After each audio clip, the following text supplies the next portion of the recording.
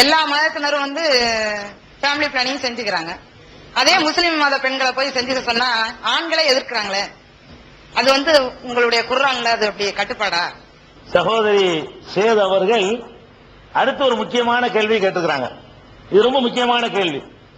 அதாவது இந்த குடும்ப கட்டுப்பாடு இருக்குல்ல, இத வந்து எல்லா மதத்தில் உள்ளவங்களும் செஞ்சுக்கிறாங்க, முஸ்லீம்கள் மட்டும் செய்ய மாட்டேங்கிறாங்க. பெண்கள் மாத்திரம் இல்லாம ஆண்களும் கூட அதை செய்வதில்லை, மறுக்கிறாங்க, அதை வந்து செய்ய விட மாட்டேங்கிறாங்க. அதுக்கு என்ன காரணம், குர்ஆன்ல அப்படி இருக்குதா அப்படின்னு கேட்கிறாங்க. இதுல வந்து இத சொல்றதுக்கு முன்னாடி ஃபேமிலி பிளானிங் பத்தி வேற சில செய்திகளை நீங்க புரிஞ்சுக்கணும். ஏன்னா அது ஒரு தப்பான ஒரு பிரச்சாரம் இன்னைக்கு உலகத்துல திட்டமிட்டு நடந்து கொண்டிருக்கிறது. இன்னும் சொல்ல போனா நீங்க யாருமே ஃபேமிலி பிளானிங் பண்ணாதீங்கன்னு நான் சொல்லுவேன், முஸ்லீமுக்கு மாத்திரம் இல்ல. என்ன காரணம் சொல்றாங்க, இந்த ஃபேமிலி குடும்ப கட்டுப்பாடு செய்வதற்கு என்ன காரணம்னு கேட்டா, நாட்டில் மக்கள் தொகை பெருகுது, அவர்களுக்கான வசதி வாய்ப்புகள் உணவுகள் செய்து கொடுக்க முடியல, அதுக்காக வேண்டி குடும்பத்தை கட்டுப்பாடு பண்ணிட்டோம்னு சொன்னா எல்லா குறைகளும் தீந்துரும் அப்படின்னு ஒரு பிரச்சாரம் இன்னைக்கு நடந்து கொண்டிருக்கிறது. இது பல வகையில மக்களை ஏமாற்றக்கூடிய ஒரு மோசடி பிரச்சாரம். எப்படி மோசடி பிரச்சாரம்? இந்த உணவு வந்து எத்தனை கோடி மக்கள் இன்னைக்கு 500 கோடி உலகத்தில் இருக்கிறாங்க. இன்றைய உலக ஜனத்தொகை வந்து 500 கோடி. உத்தேசமா 500 கோடி மக்கள் இருக்கிறாங்க கொட்டா 1500 கோடி மக்களுக்கான உணவு இந்த உலகத்தில் உற்பத்தி ஆகுது. நல்லா விளைவிக்கிறங்க.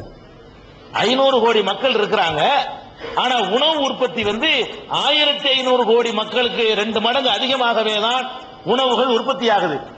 கோளாறு எங்க வருதுன்னு கேட்டா, பணக்கார நாடுகள் என்று சொல்லப்படக்கூடிய ஒரு பகுதியில 100 கோடி பேர் இருக்கிற இடத்துல வந்து 1000 கோடி பேருக்கான உணவுகள் அங்க அதிகமாக குவிஞ்சிருது. குவிஞ்சதுனால அவன் என்ன பண்றான்னா, மீதியை கொண்டே கடல்ல கொட்டுறான், கோதுமையை கொண்டே கடல்ல கொட்டுறான், பாலை கொண்டு போய் கடல்ல கொட்டுறான். குறைவா இருந்தா தான் அந்த தட்டுப்பாடு நிலைக்கும் என்பதற்காக வேண்டி அப்படி பண்ணக்கூடிய நிலைமை இன்னைக்கு இருந்துகிட்டு இருக்குது. அதனால மக்கள் தொகை பெருகிறதுனால பெரிய தட்டுப்பாடு வரும்னு சொல்வது வந்து ஒரு முட்டாள்தனமான வாதம் ஒண்ணு. ரெண்டாவது, இன்னைக்கு 500 கோடி உலக ஜனத்தொகை. ஒரு 300 வருஷத்துக்கு முன்னாடி தமிழ்நாடு இந்தியாவை எடுத்துக்கிடுவோமே, இந்தியாவை எடுத்துக்கிட்டீங்கன்னா இன்னைக்கு வந்து 100 கோடி இருக்கிறோம். உலகத்தில் 5ல் 1 பங்கு நம்ம இந்தியாவில் தான் இருக்கிறோம். இதே இந்தியாவில் வந்து பாரதியார் வாழ்ந்த காலத்தில் 30 கோடி பேர் தான் இருந்தோம். அவர் அப்படித்தான் சொன்னார், 30 கோடி முகமுடையால் அப்படின்னு சொல்லி ஒரு பாட்டை படிச்சிருக்காரு. அவர் காலத்தில் 30 கோடி பேர் தான். 100 கோடி பேராக இருக்கும் போதும் சோத்துக்கு இல்லாதவன் இருக்கிறான். 30 கோடி பேராக இருக்கிறார்னு படிச்ச பாரதியார சாப்பாட்டுக்கு வழி இல்லாமல் தான் கடைசி வரைக்கும் இருந்தவர் இறந்தார்.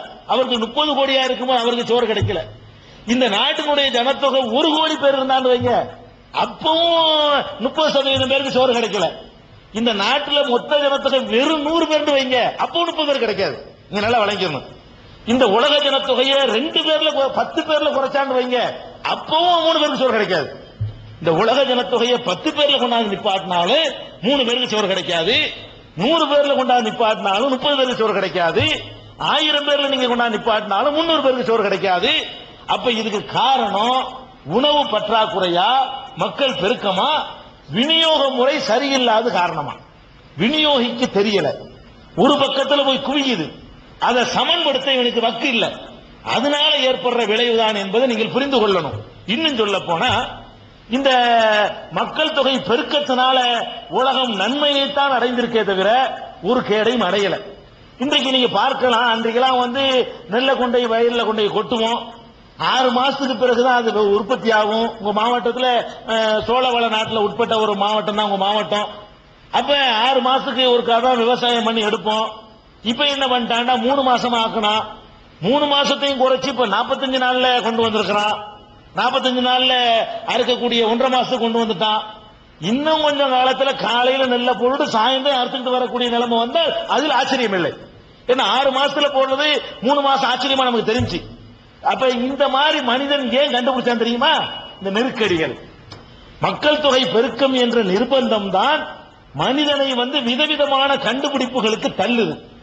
அன்னைக்கெல்லாம் வந்து ஒரு கோழியை ஒரு வேணும்னு சொன்னா முட்டையை வாங்கி 22 நாள் குஞ்சு பொறிக்க வச்சு அதை வளர்த்து ஆளாக்கி எடுக்கிறதுக்குள்ள உசுறு போயிடும். இன்னைக்கு என்னடா மிஷின்ல வச்சு தர்றன்னு இறக்கிட்டு இருக்கான். 8 மணி நேரத்துக்கு ஒருக்கா என்ன செய்யறான், இறக்கி லாரி லாரியா வந்து இறங்குதுங்க. இந்த மாதிரியான பிராய்லர் கோழியை மனுஷன் ஏன் கண்டுபிடிச்சான்? தேவை வருது கண்டுபிடிக்கிறான். தேவை வந்ததுனால அவனை மூளையை பயன்படுத்தக்கூடிய ஒரு நிலைமை இந்த உலகத்துக்கு உருவாகி ஒரு பாக்கியம் இன்னைக்கு கிடைக்குது. இந்த பஸ் எல்லாம் கண்டுபிடிச்சாங்கிறீங்களே, இந்த சுகத்தை எல்லாம் அனுபவிக்கிறீங்களே, இதுக்கு என்ன காரணம் தெரியுமா? மக்கள் தொகை பெருக்கத்தான் காரணம். இவ்வளவு மக்கள் பஸ்ஸை கண்டுபிடிச்சி வேணா யாரு போனா? இந்த ஊர்ல 200 பேர் தான் இருக்கிறான், பஸ் எதுக்குண்டா 200 பேர் தான், ஏன்னா பஸ்ஸை கண்டு போங்கடா, மாட்டு வண்டியில போங்கடா, இதுக்காக வேண்டி செலவு பண்ணி வேணா பஸ் எல்லாமே கவனிச்சு பாருங்க. இந்த மைக்கையை கண்டுபிடிச்சிருக்கான். ஜனத்தொகை அதிகமாச்சு, நான் பேசுறது அவ்வளவு தூரத்து கேட்காது, ஒரு மனுஷனுக்கு இவ்வளவு சத்தம் போட முடியும், சத்தம் போட முடியாத அளவுக்கு மக்கள் தொகை பெருகுது, அப்ப என்னடா பண்ணணும்னு யோசிக்கிறான். அப்ப இந்த சத்தத்தை நிறைய பேர் கொண்டு போகணுமே, அதுக்குதான் இதை கண்டுபிடிச்சான். இதை கண்டுபிடிச்சா டிவி எல்லா இடம் வந்து சேர்ந்து என்னதான். அப்ப நீங்க மக்கள் தொகை பெருகிறதுனால ஒரு கேடு வராது. அந்த காலத்துல இப்படித்தான் கட்டிக்கிட்டு போனா, மக்கள் தொகை பெருகணும் இப்படி கட்டலாம். இப்ப இடம் இல்லாட்டி என்ன இப்படி கட்டி வாங்குறான் அவன். என்னடா இடம் இல்ல, 100 சென்ட் இடம், 1 சென்ட் இடம் இருந்துச்சுங்கன்னா இப்படி போக முடியாது. எனக்கு சிங்கப்பூர்ல போய் பாருங்க, 50 வீடு இருக்கு இப்படி. அதை கட்டுறான், அதுக்குரிய சாமான கண்டுபிடிக்கிறான், அதை தாங்க பிடிக்கக்கூடிய புதிய புதிய சிமெண்ட்களை கண்டுபிடிக்கிறான். 1000 மாடி கட்டினாலும் விழாத அளவுக்கு நாளை கண்டுபிடிப்பான். நீங்க தெரிஞ்சுக்கிறீங்க, இட நெருக்கடி ஒண்ணு இந்த நாட்டில் வரல. இந்த நாட்டில் எடுத்து பேசுங்களேன், இந்த நாட்டில் உள்ள இடத்துல எத்தனை சதவீதத்தை மனிதன் பயன்படுத்தியிருக்கிறான்? 5% பயன்படுத்தியிருக்கிறான். 95% இன்னும் மனிதன் கால் வைக்காத பகுதி இந்த பூமியில இருக்குது நாட்டில். நீங்க ஒரு ஊர்ல இருந்து பட்டுக்கோட்டையில இருந்து அப்படி தஞ்சாவூர் வரைக்கும் போனீங்கன்னா இந்த 2 தான் ஊரு, இடையில ஒரு 2 ஊர் வரும். மீன் இத்தனை கிலோமீட்டர் இடம் என்னென்ன இடம் என்ன இடம் நெருக்கடியா நாட்டில் ஏற்பட்டிருக்கு. மெட்ராஸில் நெருக்கடி ஏற்படுங்க, அங்க போய் குவியறதுனால. கல்கத்தாவில் ஏற்படும், அங்கதான் இருப்பேன்னு நீ பிடிவாதம் பிடிக்கிறதுனால. உலகத்துல இடம் இல்லாம இல்ல, நீ பிடிவாதம் பிடிக்க நான் போய் இங்கதான் இருப்பேன்னா அது நெருக்கடி வரத்தான் செய்யும். இடம் தாராளமா, இடத்துக்கு பஞ்சம் இல்ல. இன்னும் சொல்ல போனா கடல் நீரை குடிநீர் ஆக்குறாங்கிறான். அது ஏன்டா மக்கள் தொகை அதிகம் தானே காரணம்? குடிநீர் பிரச்சனை. சரி, கடல் நீரையாவது குடிக்க முடியுமா? அப்ப இன்னும் என்னென்ன உலகத்துல கண்டுபிடிக்க இருக்குதோ அதெல்லாம் வெளியே வரணும்னு சொன்னா இந்த 100 கோடி இந்தியர்கள் 200 கோடி ஆகணும். இன்னும் நன்மை நிறைய கிடைக்கும், இன்னும் வசதிகள் கிடைக்கும். நான் கேட்கிறேன், இந்த குடும்ப கட்டுப்பாட பேசக்கூடியவன் எவன் இருக்கிறானோ அவன் அப்ப இப்படி நினைச்சிருந்தானே இவங்க இது என்ன அப்படியே நமக்கு உரிமை இருக்குதா? ஏன் தகப்பன் இப்படி நினைச்சிருந்தானா நான் இதை வந்து பேச முடியுமா? நீ அதை போய் தடுக்கிறீங்க என்ன? அதாவது என்னமோ பெரிய கேடு மாதிரியும் குடும்ப கட்டுப்பாடுனால ஒழிச்சுட்டா அப்படி செழிப்பா உலகத்தை ஆக்கிற மாதிரி படம் காட்டுறானுவோ. குடும்ப கட்டுப்பாடை நீ 100% கடைபிடிச்சாலும் உன்னால வறுமை ஒழிக்க முடியாது. நல்லா விளங்கிருங்க.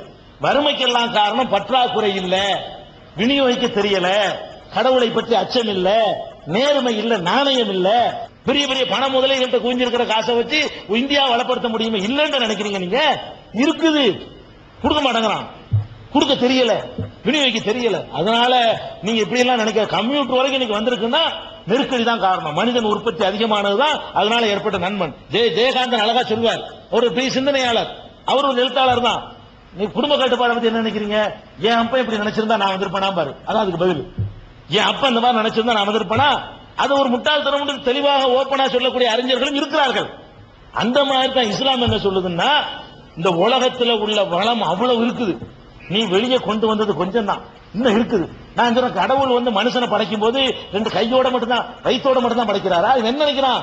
வர்றவனுக்கு வெறும் வயிறு மட்டும் தான் இருக்குன்னு நினைக்கிறான். அட வயிறு மட்டும் இல்ல, 1000 பேருடைய வயிற்று பிரச்சனையை தீர்க்கக்கூடிய மூளையோட ஒருத்தன் பிறப்பான். 1000 பேர் வெறும் வயிற்றோட பிறக்கலாம், அதுல ஒருத்தன் ஒரு ஜீனியஸ் இருப்பான். அவன் ஆய்வு பண்ணி இந்த 1000 பேருக்கு ஒரு செகண்ட்ல தீர்வு சொல்லிட்டு போயிருவான். புரிஞ்சு வச்சா கதை? 1000 பேருடைய பிரச்சனைக்கு வயிற்று பசிக்கு அவன் தீர்வு வழி காணுவான். 10 நாள்ல உற்பத்தி ஆகக்கூடிய உணவை கண்டுபிடிக்கக்கூடிய ஒருத்தன் இருந்திருப்பான். அதுல நீ அழிச்சு விட்டு கிடைக்குமா? இன்னைக்கு 45 நாள்ல இருக்கலங்க உணவு உற்பத்தி. 10 நாள்ல நெல்லை போட்டு அறுக்கக்கூடிய ஒருத்தன் நாளைக்கு வருவான். நீ குடும்ப கட்டுப்பாடு அவனை அழிச்சிட்டீங்கன்னா அந்த பாக்கியம் உனக்கு இழந்துருதுல. ஏன் இப்படி சிந்திக்கிறீங்க?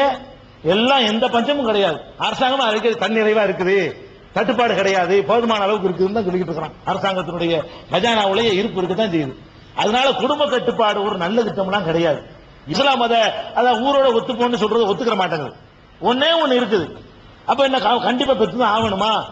அந்த உரிமையை அவர்கள்ட்ட இஸ்லாம் வழங்கி இருக்குது. ஒரு பெண் இருக்கிறா, அவளுக்கு இன்னொரு குழந்தை பெறுவது அவளுடைய உயிருக்கோ மற்ற ஆரோக்கியத்துக்கு கேடு தரும் இருக்குது. அவள் விரும்பி நிறுத்திக் கொள்ள விரும்பினால் அந்த உரிமை இஸ்லாம் வழங்கி இருக்குது. இது ஒரு சிறந்த திட்டம் பிரச்சாரம் செய்வதான் இஸ்லாம் மறுத்ததை தவிர, நானா விரும்பி 2ஓட நான் நிறுத்திக் கொண்டேன் ஆனால் அது என்னுடைய மார்க்கத்தில் தப்பு கிடையாது. இஸ்லாத்தில் அப்படி தடைன்னு சொல்லப்படல. அது ஒரு வரவேற்க திட்டம் என்று சொல்வது இஸ்லாம் ஒத்துக்கிறல. ஆனால் அந்த கட்டுப்பாடு கூட எப்படி இருக்கணும்னு கேட்டா, நிரந்தரமாக அந்த பாக்கியத்தை இழந்து விடக்கூடியதாக இருக்கக்கூடாது. குடும்ப கட்டுப்பாடு நான் போறேங்க, எனக்கு 2 பிள்ளைங்க, 2 பிள்ளை போதும்னு சொல்லி அறுத்துட்டு வந்துட்டேன். நாளைக்கு எனக்கு குழந்தை பிறக்காது, 2 பிள்ளை ஆக்சிடென்ட்ல செத்து போச்சு. இப்ப எவன் எனக்கு திருப்பி தருவான்? அட நீங்க நிரந்தரமா இழந்துடாத. ஒரு பெண் இருக்கிறா, குழந்தை பெறக்கூடிய தன்மையவே இழந்த பிறகு இருந்த 2 பிள்ளையும் காலியா போச்சு. இப்ப என்ன செய்வா? மறுபடியும் வேணும்டா இவன் கொடுப்பானா திருப்பி? அப்ப இஸ்லாம் என்ன சொல்லுதுன்னா, ஆண் என்பதற்காக கடவுள் கொடுத்திருக்கிற ஒரு பாக்கியம், பெண் என்பதற்காக கடவுள் கொடுத்திருக்கிற அந்த பாக்கியம், இதை நிரந்தரமா அழிச்சுக்கிறாதீங்க. டெம்பரவரியா ஒரு காண்டம், ஒரு தற்காலிகமான முறையில அது மாதிரி பயன்படுத்தி தேவைன்னா நீங்க உண்டாக்கிறது இருக்கணும். அந்த பாக்கியத்தை நீங்க இழந்துடக்கூடாது. ஒரு ஆணுக்கு அந்த ஆண்மை பாக்கியம், பெண்ணுக்கு அந்த பெண்மையும் ஒரு பாக்கியம் தான். அந்த பாக்கியத்தை யாரும் இழந்துடாத வகையில குடும்ப கட்டுப்பாடுன்ற பேர்ல இருந்து அறுக்கிறான, அது வாசக்தமியா இருந்தாலும் சரி, கற்பப்பையை பிடிச்சி அறுத்து எடுக்கிறதா இருந்தாலும் சரி, அந்த மாதிரியான அது மாதிரி பெண்களுக்கு பெரிய கேடு செய்யக்கூடிய இந்த கெமிக்கல் பித்தளைய இதெல்லாம் கொண்டு கற்ப சுத்தி வச்சு அவளுக்கு நிரந்தரமான கேடு உண்டாக்கக்கூடிய புற்றுநோய் வரைக்கும் அவளை தள்ளக்கூடிய ஒரு நிலைமை, அந்த மாதிரியான முடிவுக்கெல்லாம் போகாம டெம்பரவரியாக இந்த காண்டம் மாதிரியான பொருள்கள் இருக்கு, இதை யூஸ் பண்ணி ஒருவன் குறைத்துக் கொள்வதனால அவளுக்கு எந்த கேடும் இல்லை, அதை இஸ்லாம் அனுமதிக்குதான்னா இருக்கு, அனுமதிக்குது. அவங்க விரும்பி செஞ்சு கொள்ளலாம். இது ஒரு பெரிய நல்ல வரவேற்கத்தக்கதுன்னு அதை ஒத்துக்க மாட்டோம். இஸ்லாம் ஒத்துக்கிற தயாரா இல்லை.